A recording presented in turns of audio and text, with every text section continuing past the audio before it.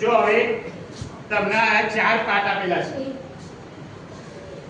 આ ચાર પાર્ટ તરીકે આપી દીધા. આ ચાર પાર્ટનો ઉપયોગ કરી તમારે કેપિટલ ટી બનાવવાનો રહેશે.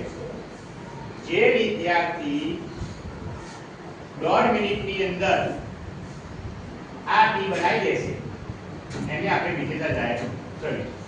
ઓકે, તમારો સમય છે સ્ટાર્ટ. ટી જોઈ લેજો આ રીતનો કેપિટલ ટી તમને ખ્યાલ જ છે, એનાથી બીજો અલગ કશું જ નહીં. ઓકે, ચલો સ્ટાર્ટ.